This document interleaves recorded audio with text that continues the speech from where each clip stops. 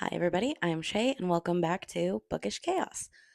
This is going to be my 6 month reading wrap up, I guess. I mean, it's technically July now, but it's fine. I haven't read as much this year as I wanted to. Um, so we're going to start with January, and the very first thing I read in January was The Foxglove King by Hannah Witten. I did give that one 2 stars. It's classified as YA. I mean, it's not smutty, but there is a scene where they're like making out, and it's a little more grabby than I would give to a young adult. I would maybe classify it as like a 16 and up book. Just saying. I did give it 2 stars. It was enjoyable. I enjoyed my read. I was left with a lot of questions. Um, then I read Iron Flame because it was released by Rebecca Yarros. I did give that 3 stars. I know that Iron Flame and Fourth Wing are very polarizing, but they are the kind of book that if you don't think about the writing, it could be considered okay. Are there a lot of things that are, um, you know, what is the word I'm looking for? Like,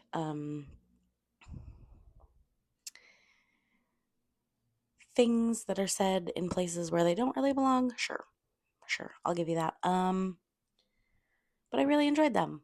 I really did. Why I wrote these all down on my notebook and then didn't put them into my iPad to make this easier on me and less page turny, I don't know. Well, you live and you learn. Okay. I then also did a reread of Fourth Wing because I had questions that needed answered, which most of them I did get answered. And then I read A Court of Silver Flames by SJM, which I did give 4 stars. Because I relate to Nesta's journey through trauma a lot. And it was a very enjoyable book, as long as Rhysand and Feyre weren't there. It was a very enjoyable book. So then in February, I read Cushiel's Dart by Jacqueline Carey, which is a 5 star read. The only thing that I could think that someone wouldn't like about it is it is it's laid on a map of Europe. So the map in Cushiel's Dart, it's like a fantasy world. But it's geographically Europe. And where they live, the city of Eloa, is in what geographically would be France. So there's a lot of French pronunciations and a lot of French words. Okay, we're back. I was making sure my husband wasn't hiding outside the door. Okay. And then, so Cushiel Start. Everybody should read it. Jacqueline Carey is an amazing author. Um, so then I read No Good Deed by Emma Cole, which I gave 4 stars. And then I read No Bad Deed by Emma Cole, which I gave 3 stars. And unless I read you the synopsis right now, I don't remember a single thing about them. So maybe I should rethink that star rating. Because I have not read enough books this year to not remember what happened in the books that I read. I then read The Coven by Harper L. Woods, which I gave 1.5 stars. Anywhere that you can give 0.5 stars. I was into the magic system. I was into the female main character. I was not into how the book ended. I was not into jealousy and possession for no reason. I have like a 7-minute rant review on it that I don't know if I've posted on here or not. If I have not, I will post that.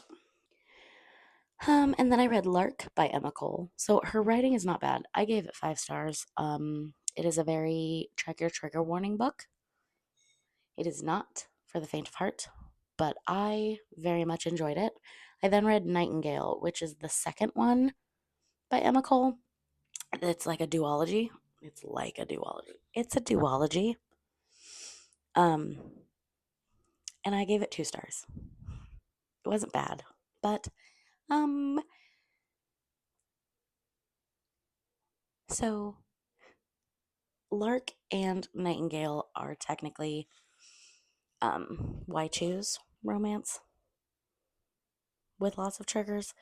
And one of the people in her why choose uh, life is her best friend, and she has a tendency to call him bestie, even when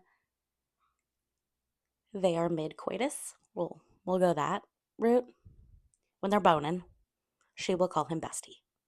And I was like, ma'am, please stop thinking about his male appendage and calling him bestie. It's not okay. It's weird, and I didn't like it. So it got 2 stars. Okay, and then in March, I read Kushiel's Chosen, which is the second one in the Kushiel's Legacy by Jacqueline Carey. It also gets 5 stars. Um, and I listened to a retelling of Kushiel's Dart, which is about 27 hours worth of content, um, like 6 times. So the person who retells this is amazing at storytelling. And so I just wanted to do nothing but listen to her tell me the story over and over and over again. Um, and it hindered my book reading abilities because then I could listen to her tell me Kushiel's Dart, which is amazing, and also get life things done and listen to it while I was at work. So her and her retelling of these 2 Jacqueline Carey books that I very much loved is the reason why I did not read much this year.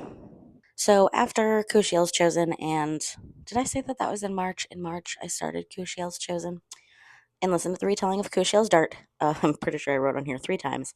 Um, then I reread Fourth Wing and Iron Flame because me and one of my coworkers were discussing it. And I was like, I have theories. But then I was like, are my theories wrong? So I re listened to them. I find maybe part of the problem is people should listen to Fourth Wing and Iron Flame because it's a lot easier to enjoy it, I feel like, when writing is maybe subpar, um, but the story is still enjoyable if you listen to it instead of trying to read it with your eyeballs. There's a lot of books that I like. The Coven by Harper L. Woods, I would not have finished had I not been listening to it while I was at work. I would have given up. If I was looking at it with my eyeballs, I would have given up.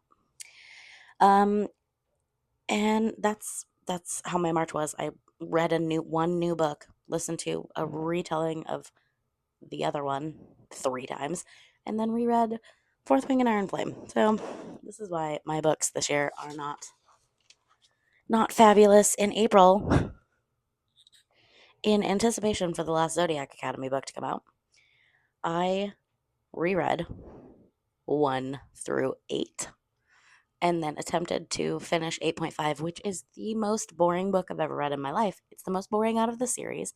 I just don't care about the dead people. But I feel like before I read 9, which I still haven't done, and that was in April, that I need to suffer through it and read 8.5. Maybe I need to just let Alexa speak it in my ear or something. I don't know.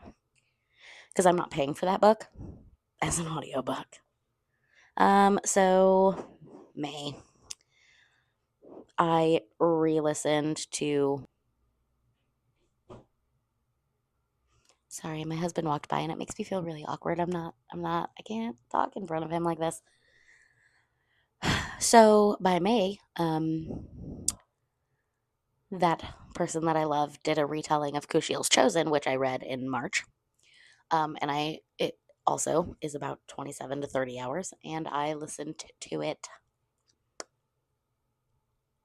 between it and Kushiel's Dart. I re-listened to them like 6 times total, but I still managed to read From Blood and Ash by Jennifer L. Armentrout, which I gave 2 stars.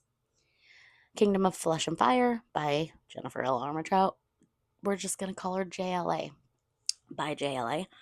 Also 2 stars. And The Crown of Gilded Bones, which I gave 1 star because I DNF'd at 85%. I was 85% done with this book, and I just couldn't go on.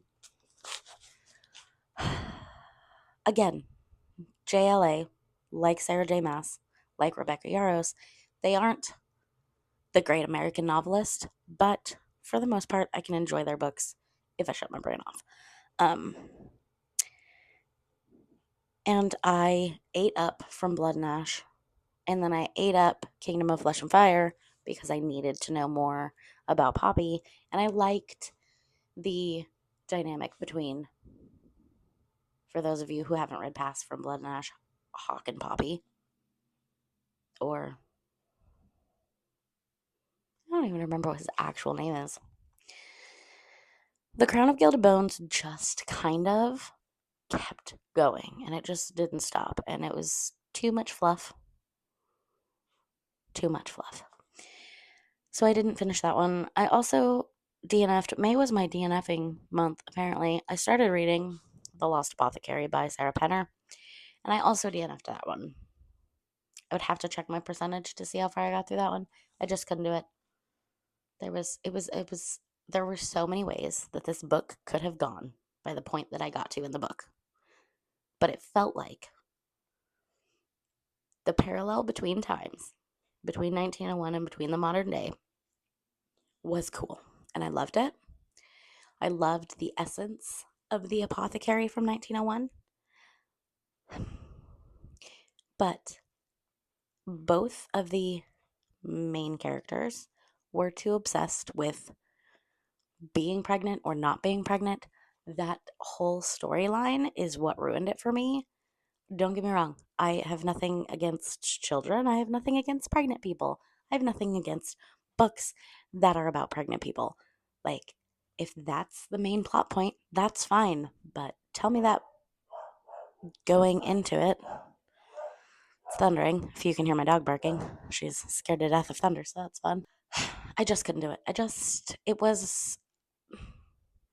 It started out like we were going one place with the story, and then it just went another, and it wasn't enjoyable. It wasn't enjoyable.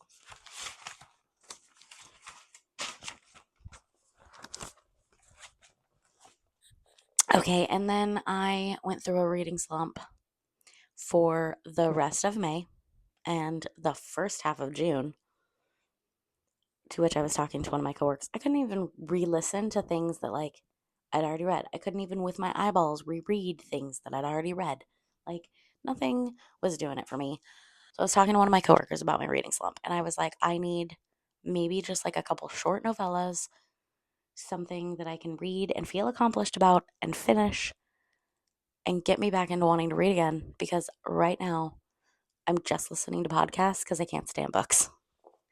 And so she was like, she suggested I read Gifting Me to His Best Friend by Katie Robert, which I tried to read.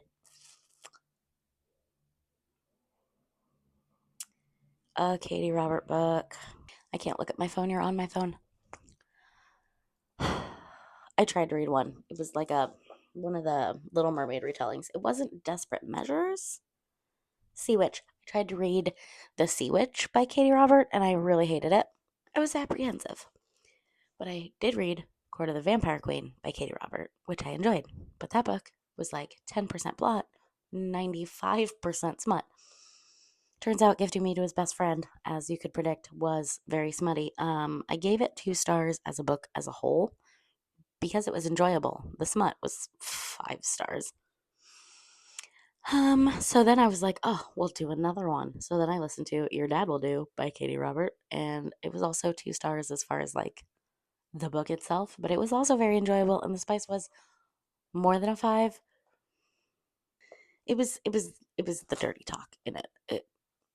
It was it was bad enough that I could not listen to this one at work. I would be like walking down the hall and be like, "Oh my god, my face." So that was me listening to Your Dad Will Do while I was trying to be at work. Not happening.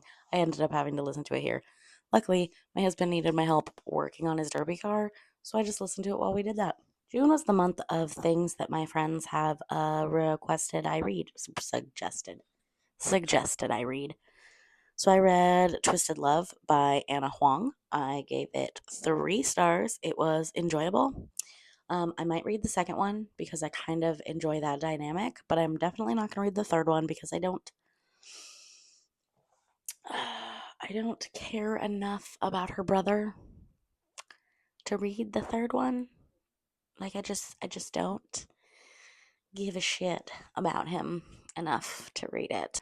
So that is my 6 month reading wrap up. I'm hoping in this next 6 months to read more.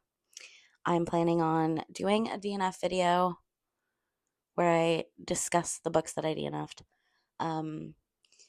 I have a video for A Court of Mist and Fury that I just need to finish editing, and then I can upload that. I have my Harper L. Woods rant that's like 7 minutes long, my The Coven rant review, because that book pissed me off and I will not be reading the second one. So that is the end of my 6 month wrap up. I will see you guys in my next video. Make sure that you like, subscribe, and click the bell button to be notified when I post.